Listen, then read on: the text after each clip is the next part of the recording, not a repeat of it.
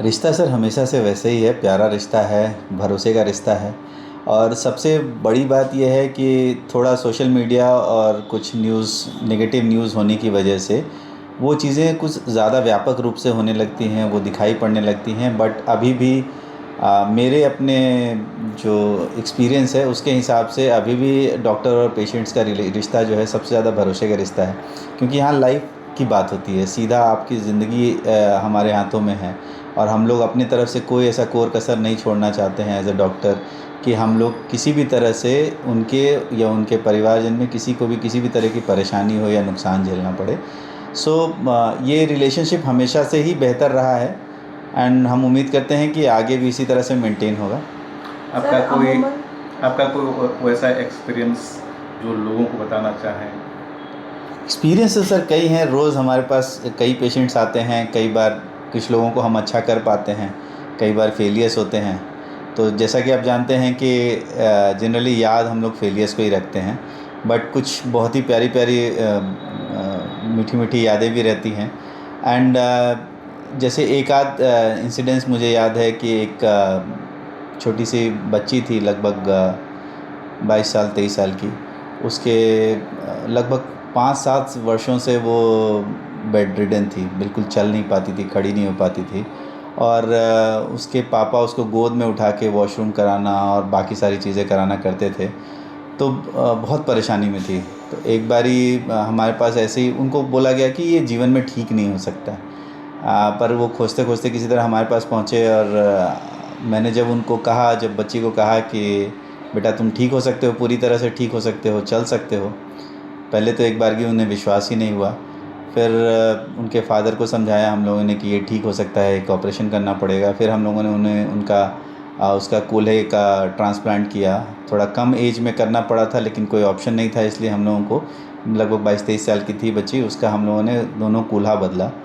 And आप विश्वास नहीं करेंगे, उसके बाद से वो खूब अच्छे से चल रही थी। सबसे खुशी तब हुई जब उसकी शादी हो गई और उसके बच्चे भी हुए। और वो बच्चों को लेके जब हमारे पास आई थी अभी कुछ दिन पहले, तो वो देख के लगा कि मुझे कि ये इतना प्यारा रिश्ता और कहाँ हो सकता है। सर, आप लोगों का जो ड्यूटी है 24/7 है, 24 घंटे 7 दिन। तो ऐसे में आप अपना ख्याल कैसे रखते हैं?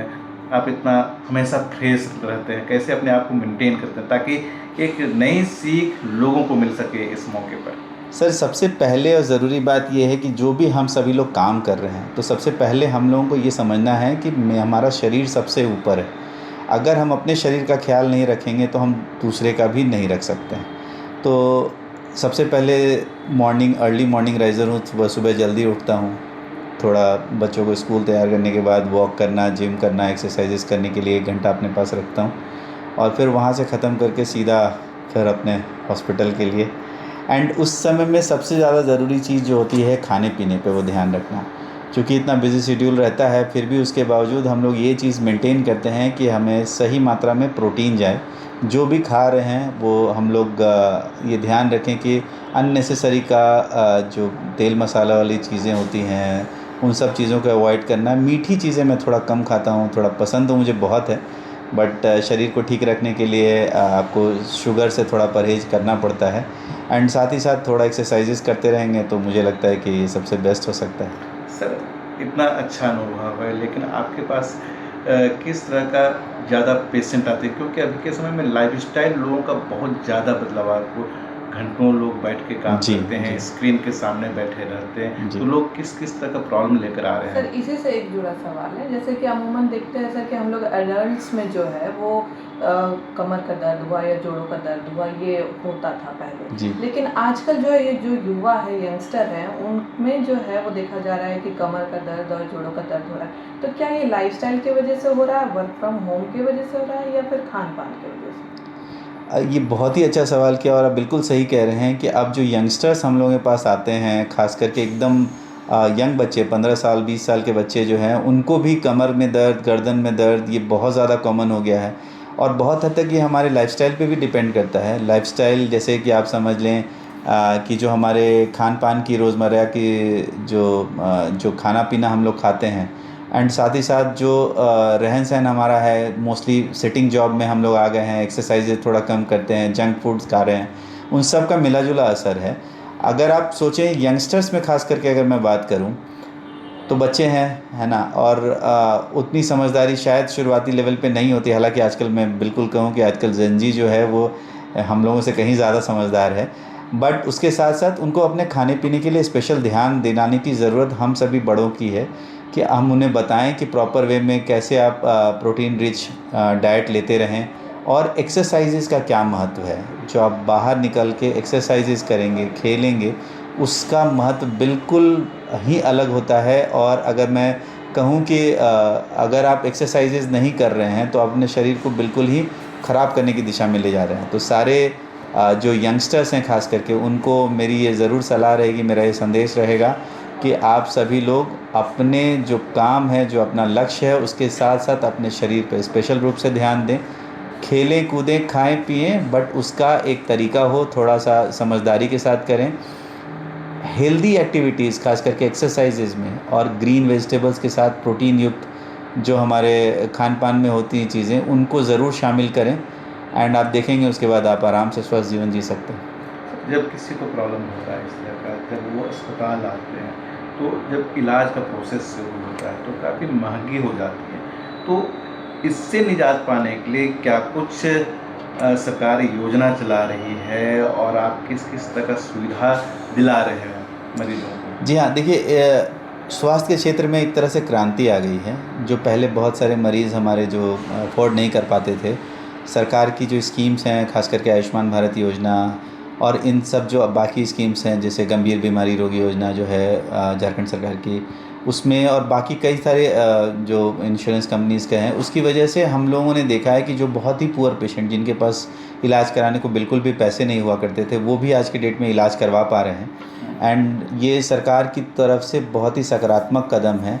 और ख़ास करके जो अभी हम लोग देख रहे हैं, एक आयुष्मान भारत डिजिटल मिशन चला हुआ है, जिसमें हम लोगों को मरीज़ों की हर जानकारी हम लोग अपने सिस्टम में अपडेट करते हैं, जो सरकार के पास भी जा रही होती है, ताकि कोई भी दूसरे अस्पताल में अगर मरीज़ इलाज करवाने के लिए जाएं तो उनको भी वो डिटेल वो अपने उस नंबर, UHID नंबर जो रहता है, उसके थ्रू देख करके हम लोग पा सकते हैं।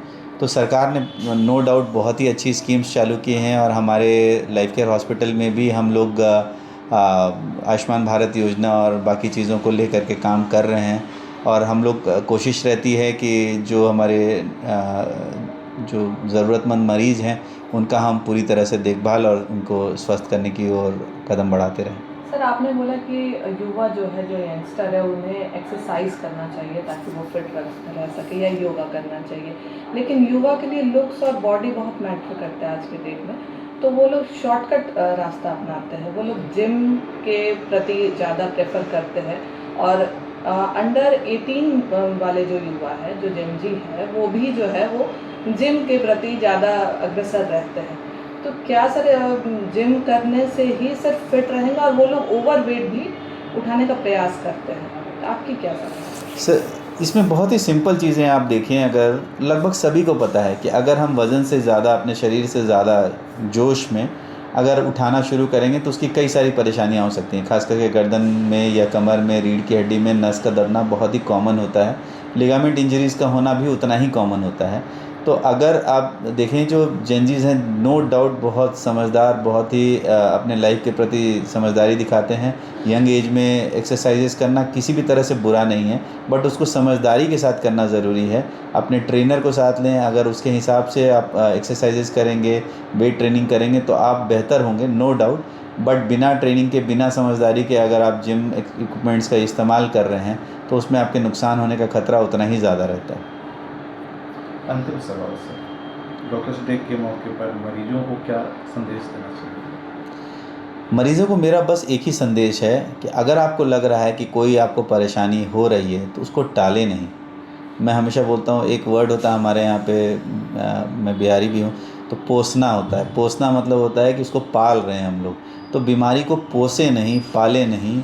आप अपने नियरेस्ट डॉक्टर से जाके मिलें, उनके साथ उनके अपनी बीमारी को साझा करें, और आप ये कोशिश करें कि उनको पूरी तरह से सारी बातें सच्चाई के साथ बताएं, कुछ छुपाएं नहीं। तो आपका इलाज और बेहतर रूप से हो सकेगा। और डॉक्टर्स जितने भी हैं हमारे, वो सभी लोग आपके लिए ही हैं हम लोग बैठे हुए, कि हम लोग कोशिश करते हैं कि मेरा मरीज़ किसी भी तरह से ठीक हो जाए। कभी भी कोई डॉक्टर इस सेंस में कभी काम नहीं करता है कि मुझे पैसे इतने ज़्यादा बना लेने हैं कि मरीज़ ठीक हो ना हो कोई फ़र्क नहीं पड़ता है। हम सभी लोग, दुनिया का हर एक आदमी चाहता है कि उसके पास पैसे आएँ थोड़े, बट वो पैसे के साथ साथ डॉक्टर हमेशा ये चाहता है कि मेरा मरीज़ ठीक हो, उससे मुझे पैसे आएँ, क्योंकि उसी से मेरा नाम बनना है, उसी से मुझे आगे फ्यूचर में भी पैसे आने हैं। तो कोई ऐसा गलत संदेश लेके ना जाएँ कि डॉक्टर आपको लूटने आए हैं या आपका ध्यान नहीं रखते हैं। बिल्कुल ये गलत बात है। 99% डॉक्टर्स मैं कहूँ कि सारे लोग आपके स्वास्थ्य के लिए बेहतर रूप से आप ठीक हो सकें, उसी के लिए हम सभी लोग इतनी कड़ी मेहनत करते हैं, इतना लंबा पढ़ाई करते हैं और अपने पूरे समाज को जो कुछ एक बेहतर हम लोग दे सकें उसके लिए लगे रहते हैं। सर आजकल देखते हैं कि यंगस्टर्स में जो या फिर एडल्ट्स में भी मोबाइल देखने का जो ये है वो ट्रेंड जो है वो बहुत ज़्यादा हो गया है, और उसके कारण जो है हाथ में झिनझिनाहट और स्पाइनल में प्रॉब्लम, बैक में प्रॉब्लम, गर्दन में प्रॉब्लम, तो इसके लिए क्या सलाह है सर? एकदम बिल्कुल, बहुत ही अच्छा सवाल कहा आपने। और मैं अपने ओपीडीज़ में भी ये देखता हूँ, अगर हमारे पास 50 पेशेंट आते हैं तो उसमें से 20 लगभग सिर्फ गर्दन दर्द के होते हैं, जिनको हाथों में नसों में झंझनाहट आनी शुरू हो जाती है। और ऐसा सबसे ज़्यादा कॉमन कारण है वो है मोबाइल का ओवर यूज़ होने की वजह से। देखो, मैं हमेशा से एक बात कहता हूँ कि टेक्नोलॉजी अपने आप में कभी बुरी नहीं होती है, उसका इस्तेमाल अच्छा या बुरे तरीके से किया जा सकता है।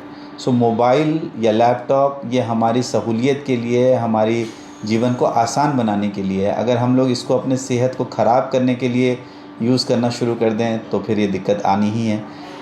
सबसे इम्पॉर्टेंट बात है कि अगर आप कभी भी मोबाइल देख रहे हैं तो मोबाइल को एक ख़ास दूरी पर और एक ख़ास तरीके से देखने की आदत रखें। बेड पे सोते हुए और किसी भी अनेक पोस्चर्स के साथ, जैसे सोफ़े पे लेटे हुए हैं उस समय देख रहे हैं, ये आदतें बिल्कुल ख़राब हैं, जिसकी वजह से आपके गर्दन के और रीढ़ की हड्डी के नसों पे काफ़ी ज़्यादा दबाव पड़ता है और उनमें तकलीफ़ आने की संभावना रहती है। हालांकि इनको ठीक करना उतना शुरुआती दौर पे मुश्किल नहीं होता है। अगर आप अपने डॉक्टर से सलाह लें और उनसे मिलें तो वो कुछ नॉर्मल सिंपल एक्सरसाइजेज़ बताएंगे, कुछ थोड़ी दवाइयाँ देंगे और हम लोग उसको ठीक भी कर सकते हैं। और साथ ही साथ हम लोगों को, फिर से मैं कहूँगा कि आपको एक्सरसाइजेज़ की बहुत ज़्यादा ज़रूरत है।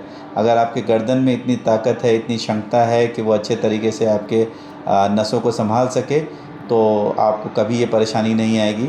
तो उसके लिए सबसे ज़्यादा ज़रूरी है, गर्दन की कुछ मांसपेशी की एक्सरसाइजेज़ होती हैं। अपने नियरेस्ट ऑर्थोपेडिक सर्जन से मिलें और उनसे एक बार समझने का, सीखने का प्रयास करें और अपने जीवन को बेहतर बनाएं।